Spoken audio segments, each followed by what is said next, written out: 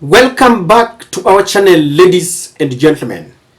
Thank you for choosing our channel, and if you're watching us for the first time, please take a second or two and subscribe to our channel. Click the notification bell. You can also like and share our videos. And again, I want to say thank you for your support.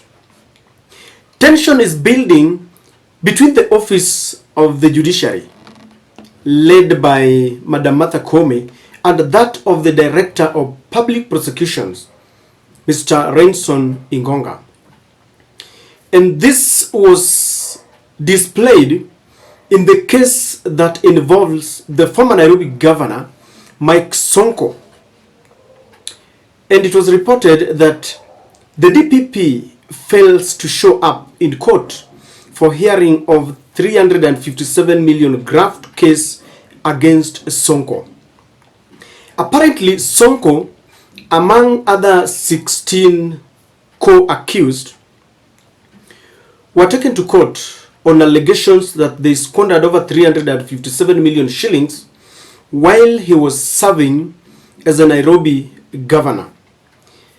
That was during the Uhuru regime, and you know that the case led to his ouster as the Nairobi governor. And this case has reached its peak, and its determination is due. But for two occasions, the DPP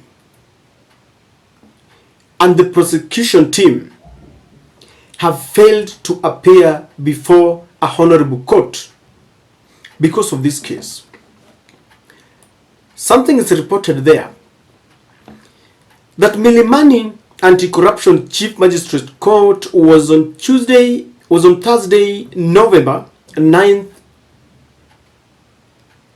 morning, treated to a dramatic situation after the Director of Public Prosecutions failed to show up in court for the second time for the hearing of the Kenya shilling 357 million graft case against former Nairobi Governor Mike Sonko and 17 others. Now, what is shocking is this. When the matter was called out for further hearing before Magistrate Eunice Ruto, the prosecuting counsel in the case was said to be absent without an explanation from the office of the DPP. That is the situation where we are. Independent offices no longer work together, and there is no mutual respect. So on 7th, this matter was in court, and the DPP failed to appear before that court without any explanation. And then yesterday, for another hearing, he failed to appear.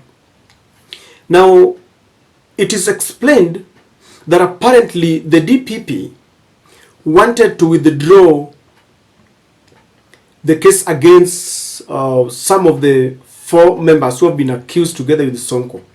And he had applied to the court to adjourn the hearing pending the determination of their withdrawal of the 4 cases.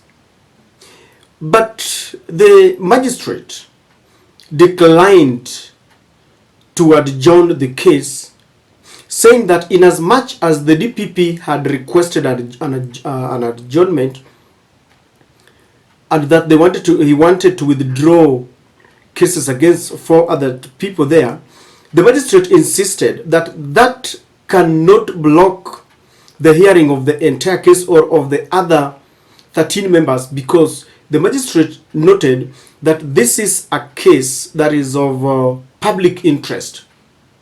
And so she declined to declare an adjournment. And this infuriated the DPP's office, and Ingonga decided that he was not going to attend. Now, I once told you that when the fish is rotten from the head, the whole body becomes rotten. We have reduced our courts to a toothless dog. these big offices and influential people no longer adhere to the orders of the court. Because if the office of the DPP can fail to appear before such a case of such a magnitude without any explanation, what do you think? And this is because William Ruto, an example, when the courts declared that over 50 CSS that he had appointed were in office illegally, for some time they continued to be in the office until there was a lot of public outrage.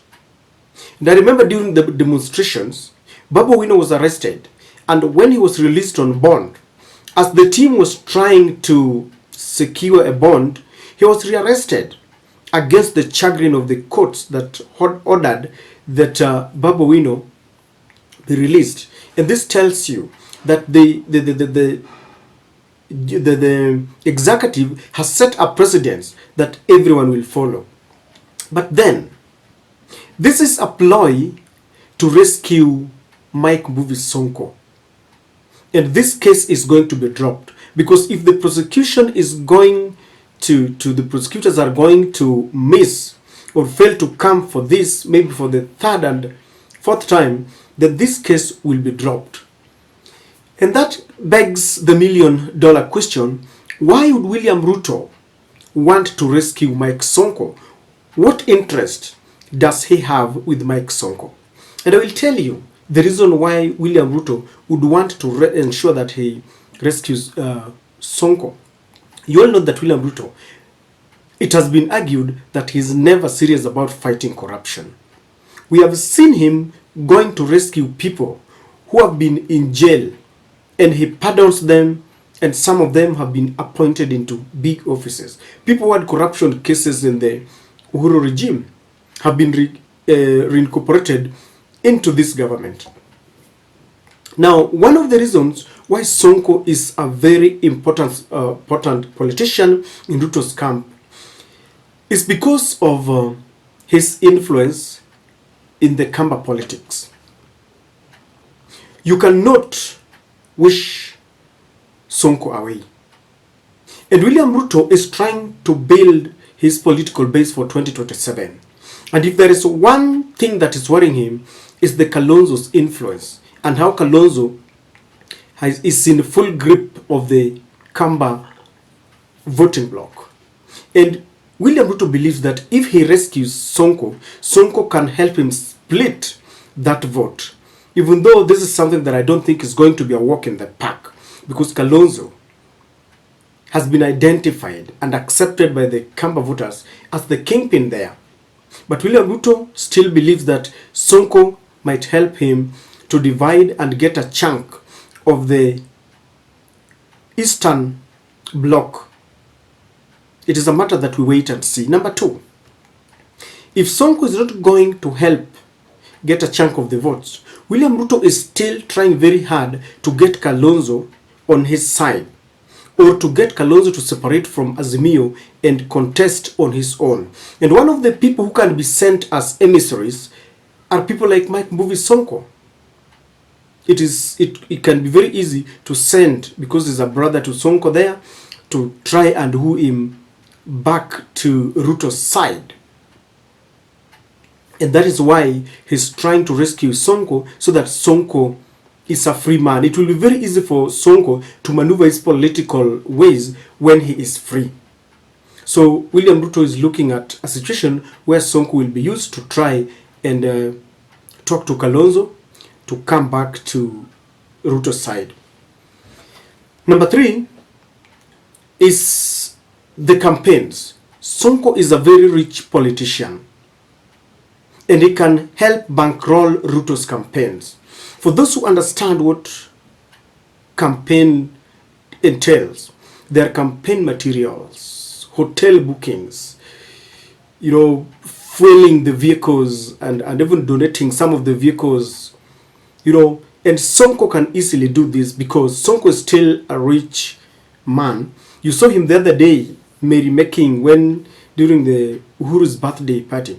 In fact, I watched a clip where Sonko bought liquor worth 1 million Kenya shillings just for merrymaking.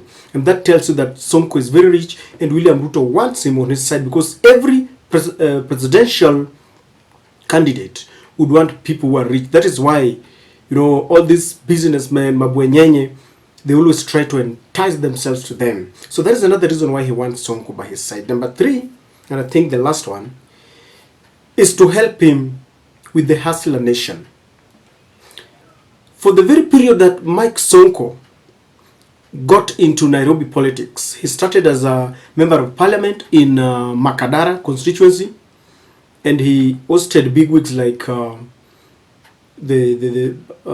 Ndolo, Ruben Ndolo there, and I think even Aladwa was also part of the team, and he became a member of parliament one term, and then he switched to become the senator. And it is being said that in Nairobi, apart from Raila Amolo Odinga, Sonko got the second number of votes, because he got hundreds of thousands of votes. People love him from across the ethnic, across the tribes, whether Kambas, Luos, Kikuyus, because he helped them. You know how Sonko used to play his politics. Whenever there is a fire outbreak somewhere, Sonko will rush there with his Sonko rescue team with all those long chase vehicles and a trailer. He would be there giving some donations. When there's no water in somewhere within Nairobi estate, he would be there. So this endeared him to the people, and they voted for him. And William Ruto is slowly losing touch with the Hustler Nation. And so he's banking on people who can still talk to the Hustler Nation. And one of them is Mike Sonko. Because even as we speak, Sonko is still helping people. Paying bills, hospital bills, helping people who have got, who are bereaved and trying to, help them in one way or the other. So William Ruto is hoping that if Sonko will be on his side, then Sonko can help talk to the Hustler Nation. And I think this is the reason why such cases are being, interfered with, delayed, so that by the end of the day, it will be declared.